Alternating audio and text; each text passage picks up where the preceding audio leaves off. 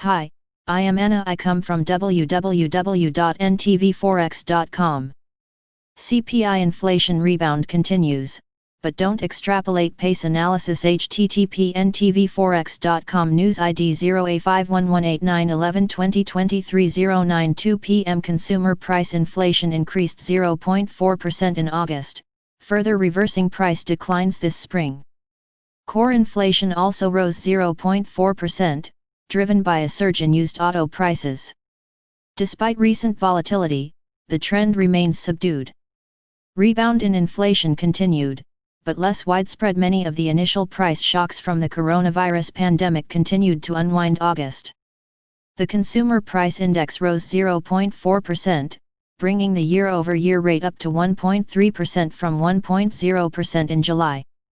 Prices at the grocery store, which jumped at the start of the crisis, fell for a second straight month, down 0.1%. The drop was led largely by a decline in meat prices as supply disruptions have eased.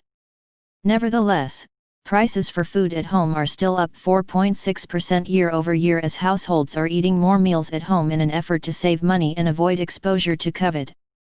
However, less interest in eating out. Getting takeout has not resulted in much of a price break for households, as prices for food away from home rose 0.3% in August and are up 3.5% over the past year, is still faster than the overall pace of inflation.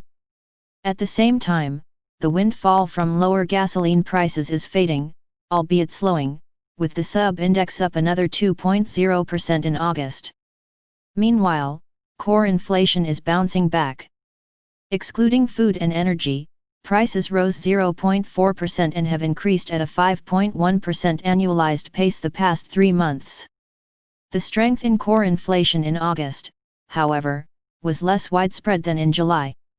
The desire to avoid public transport drove a 5.4% surge in used vehicle prices, which alone added 0.14 points to the headlinea's gain.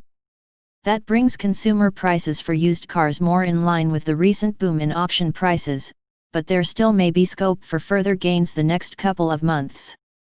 Apparel, hotel, and airlines fares also continue to rebound. The overall disinflationary impulse of the pandemic, however, was evident elsewhere. Shelter prices rose just 0.1% with weakness in rental and owner-owned properties. Medical care and transportation services costs also eased.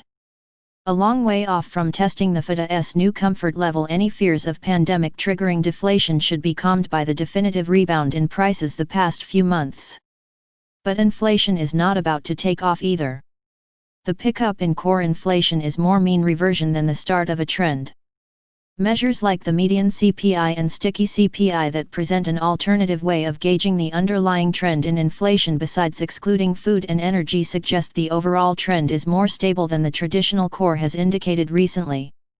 While not as weak as at the nadir of the crisis, we expect core CPI to remain subdued, and barring favorable base effects in the second quarter of next year, struggle to reach and maintain a 2% over the next couple of years. The core CPI runs a few tenths above the core PCE deflator, the inflation measures to which the FOMC benchmarks policy. Therefore, we expect inflation will struggle to meet the Fed's 2% target over the next 2 years, let alone run higher for a time in order to bring inflation to 2% on average.